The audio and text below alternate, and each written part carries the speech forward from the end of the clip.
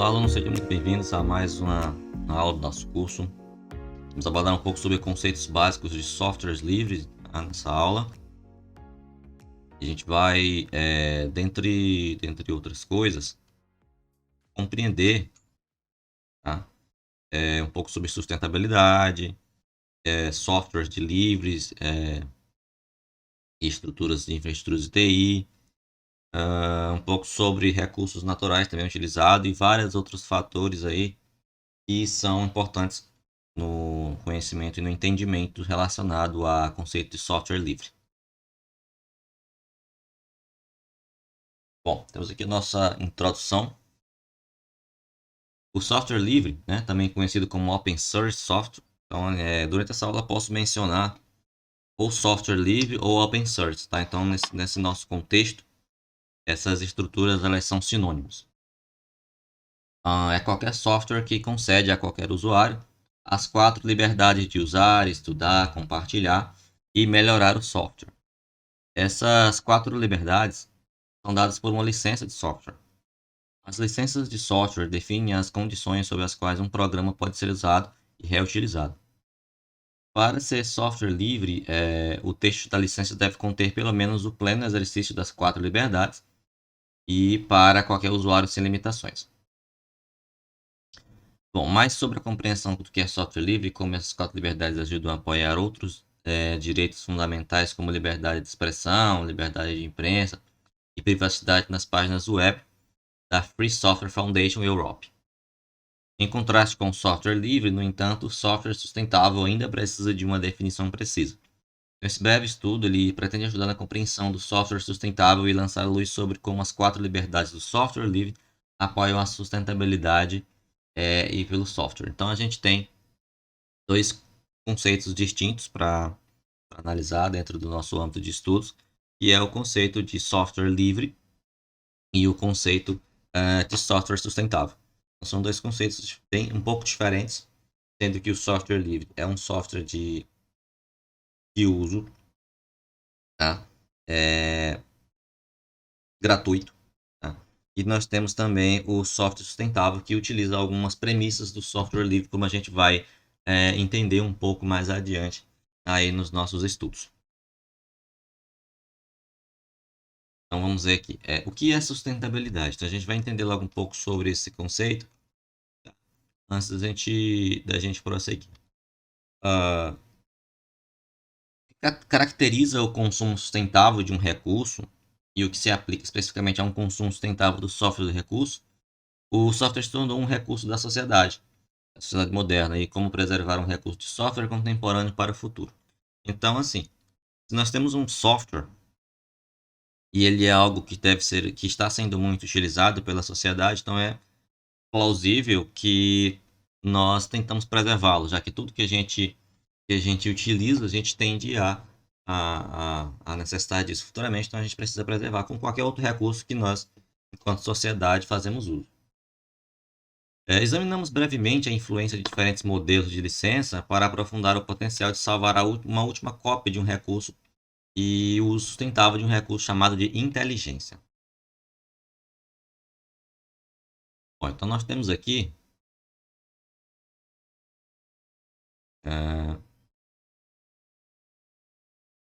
software como recursos das sociedades modernas. Tá? O software ele tornou-se um recurso indispensável das sociedades modernas, seja a produção industrial, ciência, administração pública, o nosso consumo de mídia ou mesmo nossa comunicação cotidiana. Quase todas as áreas hoje são permeadas por software.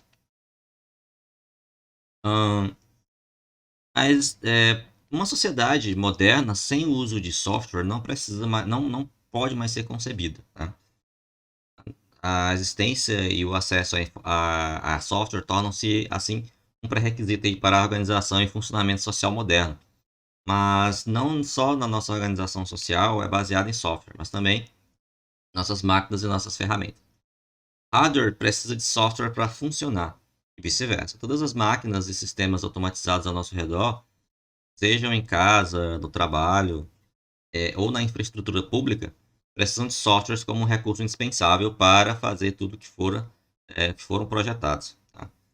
Ambas as dependências, né, aquelas do funcionamento de nossas máquinas e aquela do funcionamento da nossa organização social, juntas, tornam o software indispensável para as sociedades modernas em rede.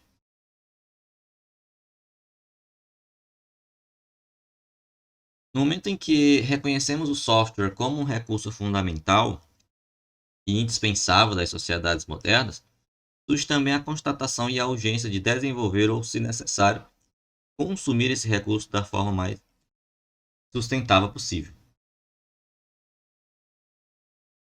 Afinal,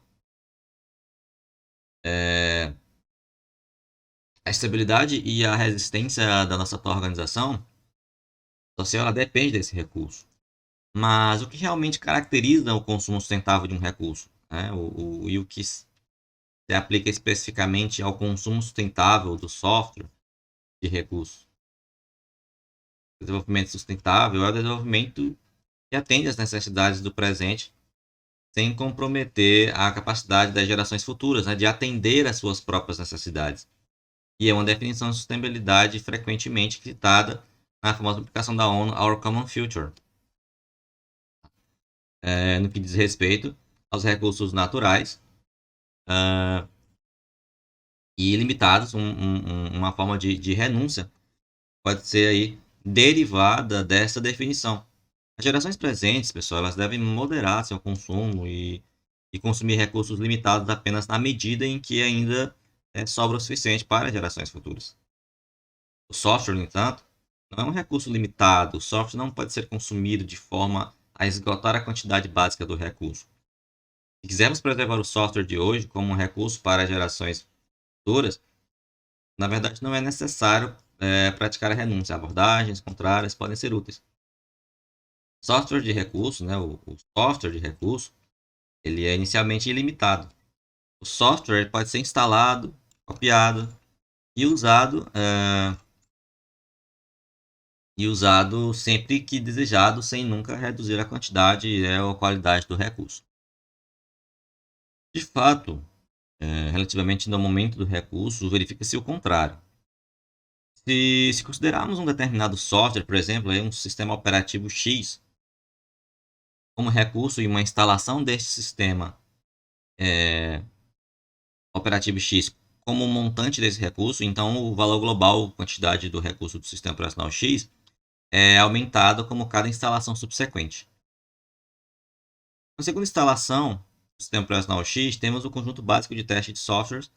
Com a terceira instalação do sistema operacional X, né, temos o conjunto básico desse software, como a terceira instalação e assim por diante. Então, cada nova instalação, cada cópia e cada uso de um software específico aumenta o conjunto básico do recurso, em vez de dizimá-lo. Isso significa que, em vez de praticar o fazer sem, né, como é o caso de recursos finitos, uma possível estratégia para preservar um recurso de software contemporâneo, para o recurso seria usá-lo o mais amplamente possível, ou seja, instalá-lo o mais frequentemente possível. Isso ocorre porque quanto maior o conjunto básico de um recurso, menor aí o risco de perder ou esgotar o recurso, né? Dessa forma.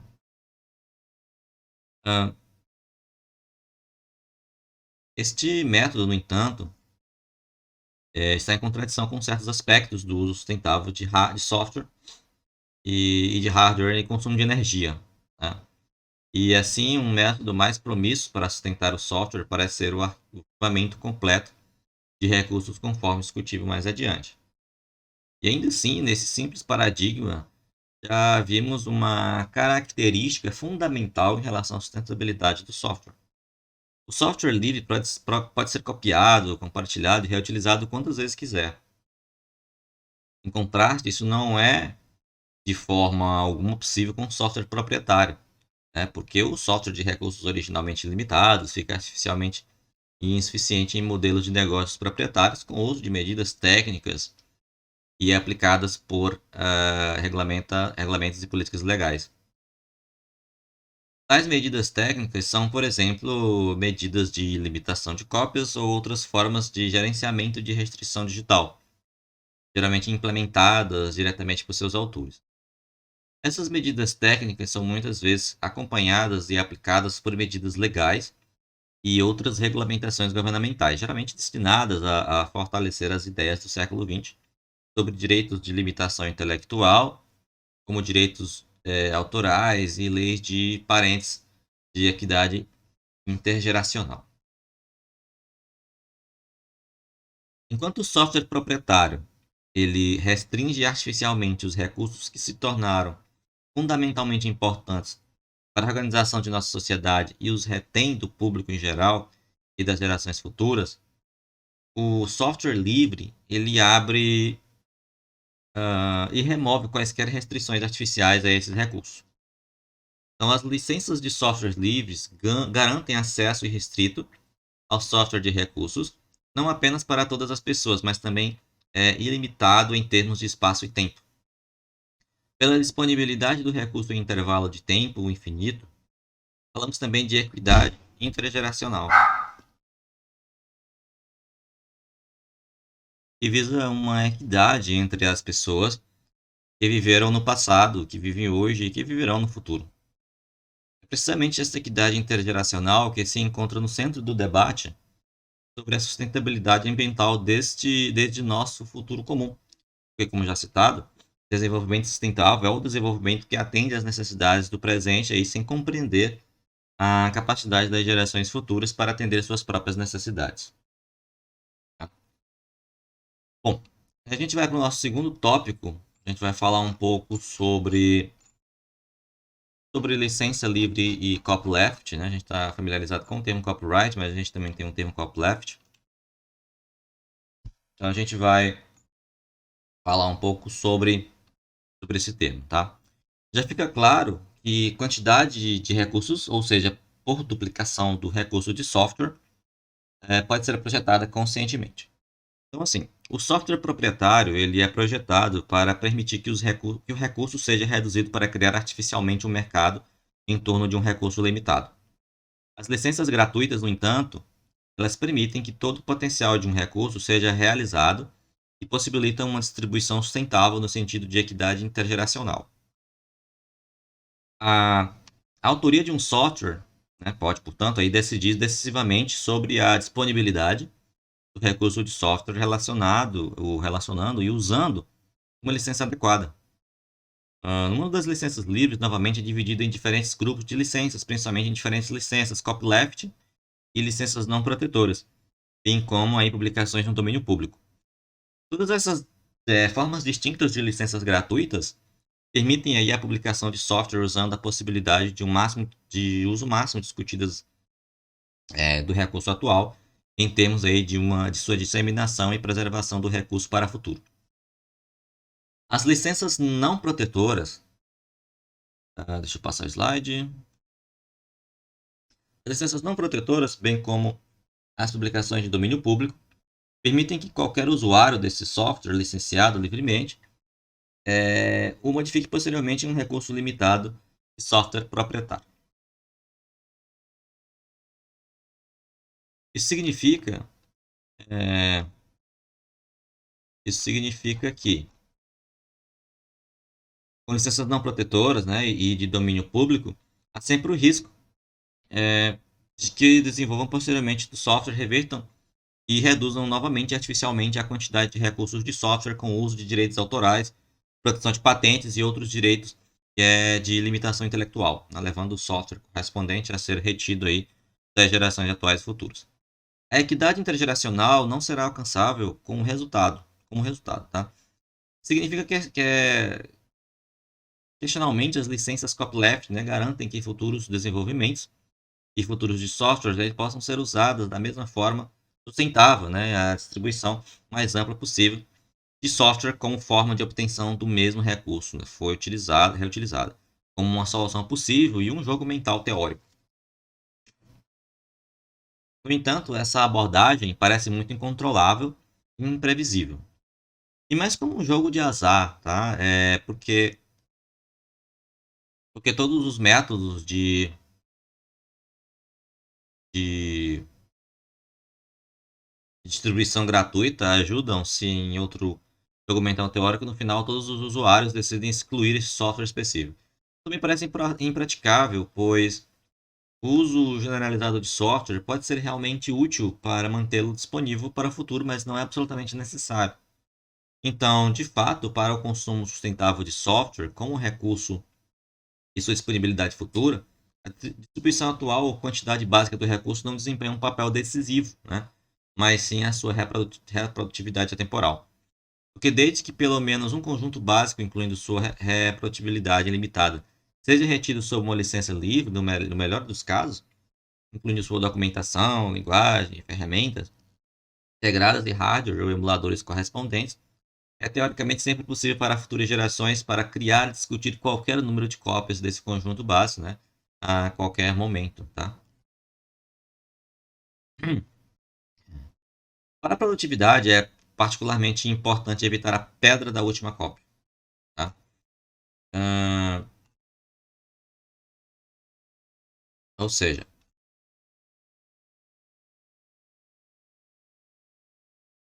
a herança de software é aqui que se entra o jogo da herança de software. Embora não seja a única abordagem de arquivamento de recursos de software, é um exemplo único e completo que vale a pena reelaborar o software Heritage, né, que é uma organização sem fins lucrativos apoiada pela Unesco, cuja missão é coletar, preservar e compartilhar todo o software que é indispensável publicamente na forma de código-fonte.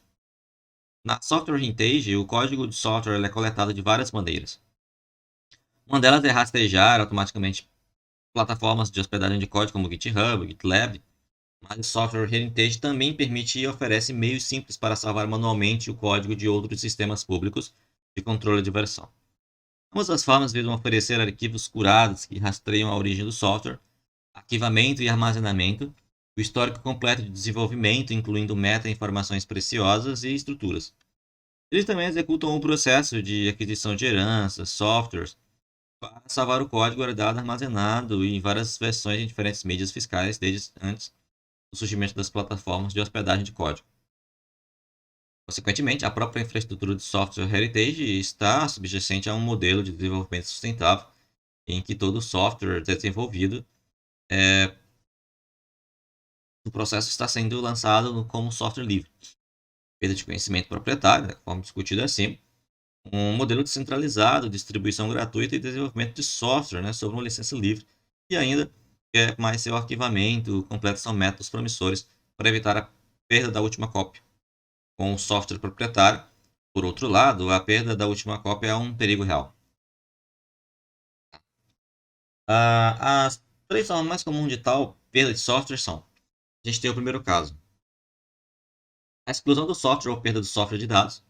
É um perigo real, mas no final só leva à perda total de um recurso, por exemplo, o sistema operacional X mencionado, se acaba for a última cópia do recurso. Então, esse caso tornou-se extremamente raro nos sistemas distribuídos em rede de hoje e devem ser mencionados aqui, principalmente para fins de integridade.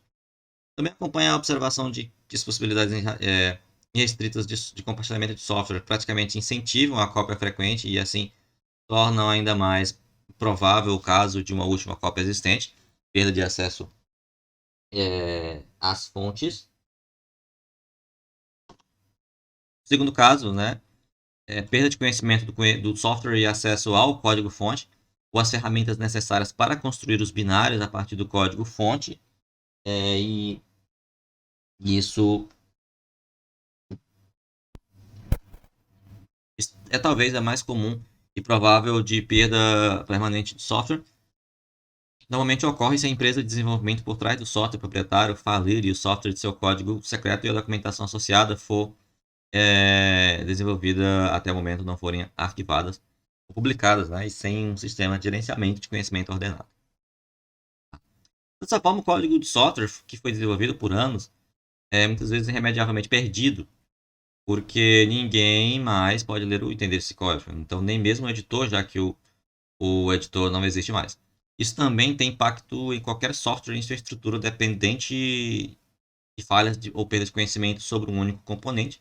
E software livre pode prejudicar aí sistemas de TI inteiros. O software livre por outro lado, não tem esse problema, né? Uma vez publicado sobre a licença livre, o código é visível para todos e agora e no futuro. Mesmo a falência abrupta de uma empresa, o desenvolvimento por trás dela não pode levar a uma perda completa de conhecimento, né, sobre esse código. Verdade, pode haver um breve vácuo em que um software não seja mais desenvolvido pela autoria original. Então, ainda assim, qualquer terceiro tem a possibilidade de entender o código, bem como continuar a usá-lo em desenvolvimento adicional ou desenvolvimento do software à vontade, inclusive com atualizações, se for assim pertinente e necessário. Não deve-se notar que nem sempre é econômico ou aconselhável, por outras razões, desenvolver um software uma vez e reescrevê-lo do zero. Qualquer decisão desse tipo deve ser tomada individualmente para cada caso, mas não liberar o código após a falência, com certeza remove essas possibilidades completamente. Bom, passar esse outro slide aqui que eu já comentei sobre licença e copyleft, então a gente vai ficar um pouco com esse software livre e infraestrutura de TI. O software livre, por outro lado, não tem esse problema, uma vez que publicado sob licença livre. Isso aqui já falei, perdão, deixa eu voltar aqui. O impacto do software livre na sustentabilidade da infraestrutura de TI. O software é criado em dependências entre si e entre si. Bom, vamos aqui falar um pouco sobre o software livre e infraestruturas de TI. Por um lado, existem as dependências que surgem ao bifurcar um recurso, sendo que bifurcar significa a separação de uma ramificação de desenvolvimento paralelo de um desenvolvimento de software já existente. Tá? Isso pode acontecer porque o software sob licença livre, qualquer empresa, grupo, até mesmo pessoas individuais, podem usar o código de software existente em uma determinada versão para projetar e publicar um desenvolvimento paralelo, apenas tendo que usar um nome e uma marca diferente. O Debian, por exemplo, é uma distribuição Linux bem conhecida que serve como base para muitas outras distribuições Linux também conhecidas. Os desenvolvimentos no Debian são refletidos em muitos outros forks e distribuições e vice-versa. Todas essas distribuições estão sendo desenvolvidas em dependências umas das outras. Tá? Independências críticas, né, torna-se ainda mais óbvio como o software desenvolvido dentro ou para uso em outros ambientes específicos. Né? Por exemplo, um aplicativo desenvolvido para um sistema operacional específico geralmente também requer o próprio sistema operacional para que o aplicativo possa ser executado. O sistema operacional, por sua vez, precisa de camadas mais profundas, né? Por exemplo, o kernel para poder transmitir as operações de hardware e software. E o hardware, novamente, precisa de... Deixa eu passar o slide aqui. O hardware, novamente,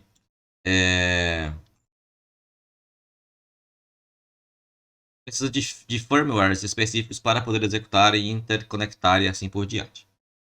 Então, todos esses níveis são interdependentes e só podem ser usados individualmente até certo ponto. Se é que podem ser usados, né? Além disso, muitos programas que parecem uniformes são, na verdade, a combinação de vários módulos de softwares em uma estrutura geral.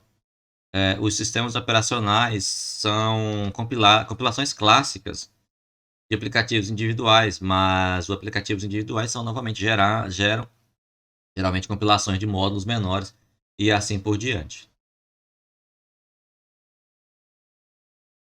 Em última análise, os módulos individuais ou combinações de módulos são integrados em diferentes ambientes devido à sua frequente utilização e aplicação, tornam-se de fundamental importância para diferentes arquiteturas de TI. Perdão. Por exemplo, existem vários navegadores em vários sistemas operacionais, mas no centro dos vários navegadores existem apenas dois mecanismos JavaScript diferentes hoje em dia. Além do Mozilla Firefox e seus derivados, todos os outros navegadores como o Chrome, o Opera, o Safari e outros agora usam o mecanismo V8 para essa finalidade. Então, quanto mais software, por sua vez, for construído um sobre o outro e, acima de tudo, quanto mais módulos individuais forem reutilizados e menos opções de soluções diferentes estiverem disponíveis para os componentes virtuais, maiores serão as dependências críticas, né? E pontos de referência únicos para os sistemas de TI modernos, independentemente de como o software livre. O risco de dependência crítica e pontos únicos de falhas, eles podem ser reduzidos usando software livre. Então, embora, como dito anteriormente, também pode acontecer com software livre, que o software não seja mais desenvolvido ou atualizado. No entanto, isso não significa que a arquitetura de TI inteira deva entrar em colapso. Por um lado, como já descrito, porque o software livre não é mais desenvolvido em regra quando o interesse geral pelo software particular. E os números de uso declinam. Significa que poucas pessoas devem ser afetadas aí por um desenvolvimento interrompido. Por outro lado, significa que é improvável que outros autores originais parem de desenvolver um programa popular. Em particular, não seguir uma lógica linear do mercado, por exemplo, a desvalorização da versão atual, para promover aí a distribuição de uma nova versão desse software. Bom, vamos discutir agora, para finalizar essa nossa aula, e no final eu vou falar um pouco só sobre software livre mesmo. Vamos discutir aqui um pouco sobre software livre, sustentabilidade e uso de recursos naturais, tá? Tudo que é digital surge no triângulo de software, hardware e energia. Mas enquanto o software é imaterial, tanto o hardware quanto a energia requerem recursos naturais. Então, assim, entretanto, existem vários pontos de partida para reduzir a necessidade de recursos naturais, aí, por exemplo, na digitalização. Dentre destes, o uso de software livre pode render em várias dimensões. Em particular, o software livre pode ajudar diretamente a aumentar o tempo de uso de hardware e assim reduzir consideravelmente o consumo de recursos em nossa sociedade digital. Um ponto fundamental para o design sustentável da digitalização são os tempos de uso frequente, curtos do software, né? E aí a gente vai passar para outro slide. Esses curtos períodos de uso são ecologicamente estressantes, duplamente na produção e do descarte.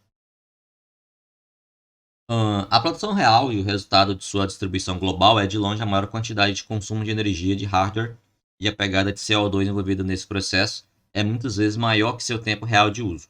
Tá? Então, além disso, a produção de muitos produtos de alta tecnologia também requer o uso de terras raras, cuja extração, por sua vez, cria enormes problemas sociais em alguns continentes, desde condições desumanas de produção até batalhas territoriais. Então, assim, se não houver, se não queremos nos abster de nossos padrões de vida atuais e do desenvolvimento da digitalização, mas manter o nosso planeta habitável, uma abordagem importante para o uso mais sustentável de nossos recursos é necessário e factível com o aumento do tempo de uso de nossos hardwares. Quanto maior o tempo de uso de um hardware existente, menos hardware novo é necessário. E como já foi discutido em outras aulas, existem certos casos que os hardwares são feitos com o propósito de você os consumir rapidamente. Eu sempre gosto de citar o exemplo do computador com seu processador. Pensa comigo que você comprou um computador aí X, tá? E aí ele tem um processador. E o processador, esse é um processador, vou botar aqui, XP1.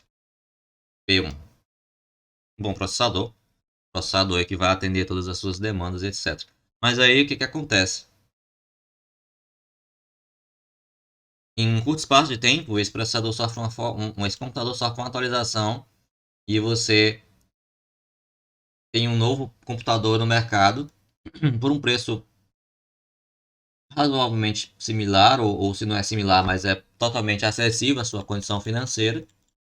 E ele tem um processador, por exemplo, aí XP3, por exemplo. E esse processador ele vai ser aí 3 vezes mais rápido que o processador que você tinha anteriormente. Então, na teoria, as placas-mães seriam similares, mas o socket dos processadores são diferentes. Então, você não consegue inserir esse processador dentro desse computador, mesmo ele sendo dessa linha de XP. Então, você teria que trocar sua placa-mãe como um todo. E uma vez que você troca a placa-mãe, em alguns casos as memórias não vão não vão funcionar da maneira correta, você vai precisar também trocar essas memórias, enfim, você vai ter que fazer um upgrade do seu dispositivo com uma maior regularidade. Então isso influencia muito e isso faz com que o hardware seja aí é, facilmente descartável, tá? Bom, voltando aqui, o sistema, o estatista diz que em 2020 foram vendidos aí mais de 1,5 bilhões de smartphones e vemos um número semelhante nos últimos 5 anos.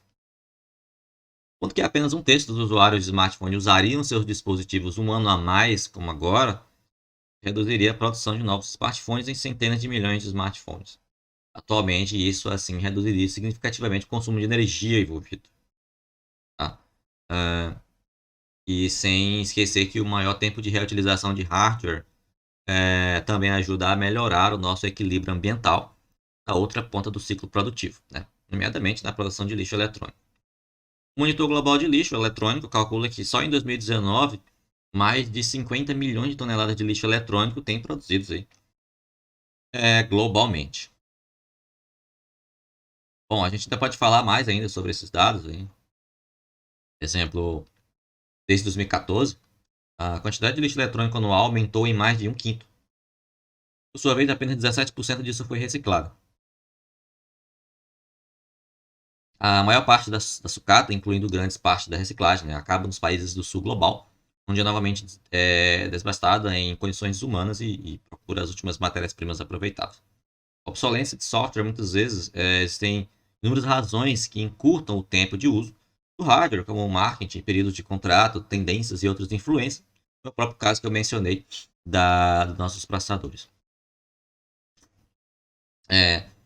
Uma razão decisiva e ao mesmo tempo infelizmente muito pouco esclarecida, no entanto, é a chamada obsolescência de software. A obsolescência de software ocorre quando o fabricante de um software encerra o suporte para o software atual, de modo que nenhum suporte adicional é fornecido e a versão subsequente ao mesmo tempo não pode mais ser executada no hardware anterior. A gente tem um caso bem parecido, não é tão semelhante assim, porque a gente ainda consegue utilizá-lo, é o caso do sistema operacional Windows 7, tá? Windows XP também. O Windows XP, vamos botar aqui o Windows XP, passar pelo Windows 7, não vou nem mencionar o Windows Vista, porque, enfim, não faz muito sentido. Vou colocar aqui a versão 8.1 e o Windows 10 e a gente já está no Windows 11, né? Bom, a gente sabe que o Windows XP não tem mais suporte. Há muito tempo ele não tem suporte. E o Windows 7 recentemente também foi tirado o suporte. Tá? A gente meio que não consegue mais utilizá-lo. Claro que você vai conseguir instalar tranquilamente nas máquinas. O XP ainda com algumas restrições você ainda consegue fazendo alguns procedimentos. Mas o Windows 7 é mais fácil de instalar. Porém, esses sistemas não têm mais suporte. Então, são sistemas que não faz muito sentido você usar numa empresa, por exemplo, porque eles são vulneráveis a invasões e etc., já que eles não têm suporte como o Windows 8.1, o Windows 10 e, claro, o Windows 11. São sistemas aí operacionais que o Windows 11 é o mais atual, o Windows 10 sofre constantes atualizações e o Windows 8.1 também tem atualizações, tá? Então, isso é interessante também a gente mencionar. Neste caso, o fabricante coloca os consumidores no dilema de comprar um novo hardware ou conviver com um software desatualizado e possíveis problemas de segurança. Então, para muitos fabricantes, a obsolescência planejada de software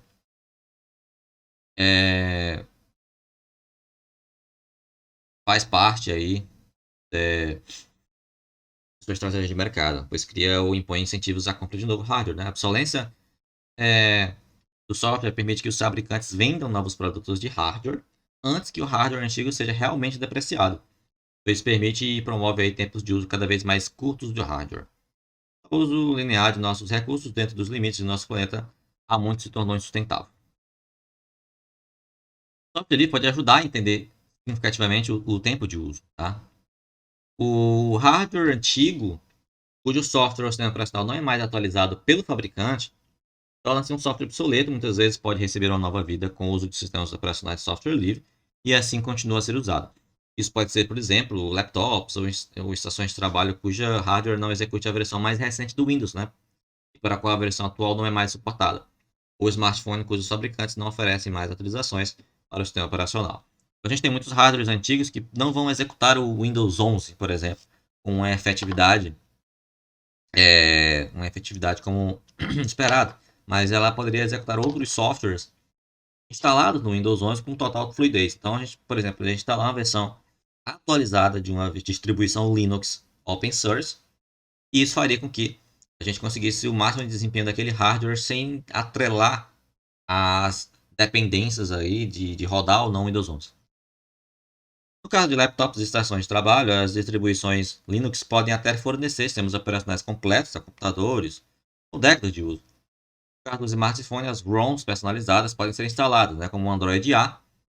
A maioria dos smartphones afetados pela obsolescência de software são dispositivos como o sistema operacional Android do Google. E para ser justo, isso deve simplesmente ao fato de que cerca de 75% dos smartphones em todo o mundo têm um Android instalado. Por outro lado, é, é atribuído o fato de que o hardware real é produzido principalmente por fabricantes terceirizados e o próprio sistema operacional, por sua vez, já é desenvolvido pelo Google. Como resultado da venda inicial, no entanto, os fabricantes de hardware não têm mais incentivos para garantir que o telefone possa ser usado pelo maior tempo possível. Pelo contrário, você sempre pode contar com novas versões do Android terceiros, Google, para economizar produzindo e comercializando novos telefones. Em vez de fornecer suporte para versões anteriores do Android, então as custom ROMs podem ser instaladas nos referidos smartphones. Essas ROMs personalizadas são modificações de sistemas operacionais de softwares livres do sistema Android e que permitem aos usuários instalar novos sistemas operacionais naquele hardware antigo. Então, assim, isso significa que em muitos casos, pelo menos na versão operacional atual, pode ser fornecida com atualizações de segurança e às vezes a portabilidade para versões superiores do sistema operacional também pode ser possível os utilizadores aí deixarem assim de estar à mercê do dilema da obsolescência de software.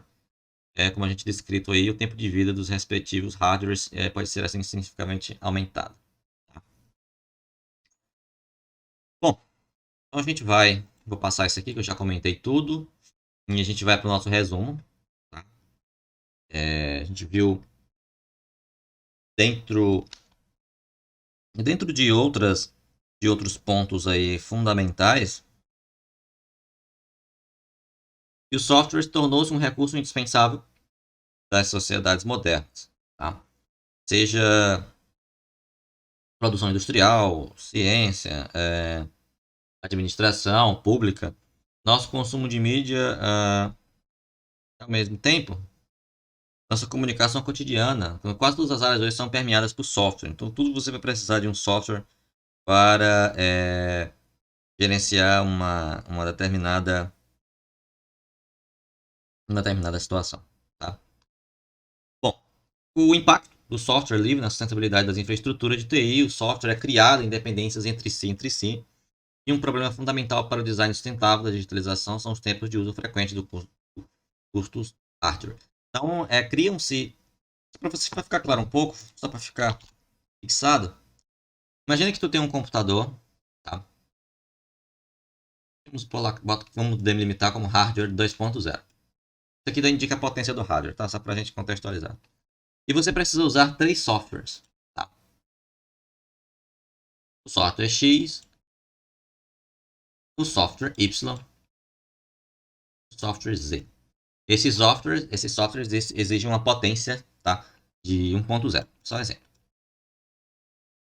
E o teu sistema operacional que está rodando aqui exige uma potência de 1.5. Beleza. Então, a gente tem uma potência de 2.0. Como o nosso sistema operacional exige uma potência de 1.5, então a gente vai conseguir rodar os nossos softwares. O que acontece? O teu sistema agora não recebe mais atualização, então você tem que trocar por um novo. Tá? Então, só que esse novo, ele só suporta a partir de 2.8. E o seu hardware não aguenta. O que você tem que fazer? Você vai ter que trocar o teu sistema operacional. Mas você não precisa de 2.8 porque o teu software, se você usa para trabalhar, ainda suporta apenas 1.0, ainda precisa apenas de 1.0. Então você pode instalar um software operacional alternativo, vamos supor uma distribuição Linux, só um exemplo, e ali funciona na casa aí dos 2.0, 2.2 ou até mesmo 1.8, enfim. O que acontece? Você vai conseguir instalar e rodar as suas aplicações que você tinha, tá? Então, claro que fique bem claro, pessoal, isso que só indica a questão de possibilidade de funcionar, tá? De aguentar ali a questão dos processamentos, etc. Não significa dizer que existe toda uma questão de compatibilidade, que a gente sabe que tem aplicações do Windows que não funcionam no Linux e vice-versa, mas a gente está falando de uma questão de potência de computador mesmo, de hardware. Tá? Bom, essas são as referências que a gente utilizou nessa aula. Utilizei software, sistemas e aplicações livres, benefícios e limitações no uso dessas tecnologias nos negócios, de Diego Felipe Borges de Amorim, e software livre de Paulo Roberto Freire Cunha, ambos aí disponíveis na nossa biblioteca. E um é um artigo, tá? Então, é isso. Espero que vocês tenham compreendido. Até a nossa próxima aula e tchau!